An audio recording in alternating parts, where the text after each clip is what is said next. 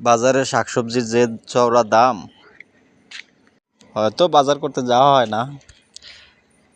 অনলাইনে ফেসবুকে শাকসবজির দাম দেখে একটু আগ্রহ হলো।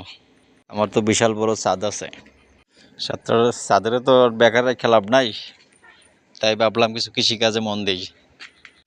তাই বস্তার ভিতরে জৈব সার তৈরি করে, জৈব সার মাটি মিক্স করে এখন ওই যে চারা রোপণ করতেছি।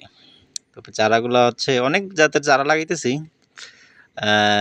করলা, লাউয়ের চারা, বেগুন, গুল বেগুন, শিমনাথ বেগুন, পুঁই শাক, এগুলো হচ্ছে ছাদে লাগাচ্ছি। হ্যাঁ, আর বাড়ির সামনে উঠান প্রচুর বড়, ওই উঠানও লাগাইলাম টমেটো, কালা বেগুন, ফুলকপি, পাতাকপি, মরিচ, আল্লাহ ভরসা। চারা লাগানোর সময় আম্মারে বললাম, আম্মা আপনি 2টা গাছ লাগান, ঠিক আপনার গাছটা কেমন হয় আমারটা কেমন হয়। বাবারও বললাম, বাবাও 2টা গাছ লাগাইলো। তবে বাবা যে 2টা লাগাইছে, এই 2টার যত্ন বাবা বেশি করবে। এই আম্মাও আম্মার গাছগুলো বেশি যত্ন করবে। এদিকে আসছে আবার আমার তাসপি মামুনি, সেও চারা লাগাবে। দেখা যাক তার চারাগুলো কেমন হয়। ইনশাল্লাহ তার চারাগুলো আগে ফলন ধরবে।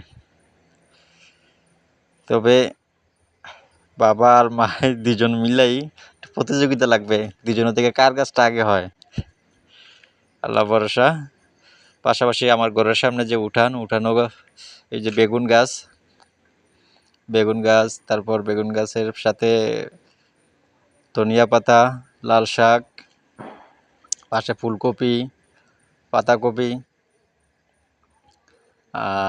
কালা বেগুন, মরিচ চাষ। পাশাপাশি একটা ব্যবসার সাথে জড়িত আছি। প্রত্যেক সপ্তাহে বাড়িতে আসতে পারি, বাবা মার সাথে সময় দিতে পারি, টুকটাক কৃষিকাজে একটু মন দেই। আমরা 4 ভাই, তবে আমি সবার ছোট। আমি দেশে থাকি, বাকি 3জন সৌদি আরব থাকে।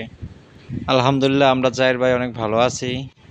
এখনও যখন মোবাইলে কথা বলি মনে হয় না যে কে বিদেশ আছে আর কে দেশে আছে, মনে হয় সবাই একসাথেই আছি। তবে কৃষিকাজে আমি নতুন উদ্যোক্তা, তো আমি যখন এসব কাজে হাত দিব তখন আমার ওই 3 ভাই আমার সাথে সংযোগ থাকবে ভিডিও কলে। তখন তাদের সাথে কথা বলতে বলতে আমার এদিক দিয়ে কাজও হয়, তারও কাজগুলো দেখে কাজ নিয়ে আমরা আলোচনা করি। সত্যি বলতে ভাই বোনের ভালোবাসা কোনো পরিবেশ বোঝে না, সব ক্ষেত্রে সব জায়গায় অটুট থাকে।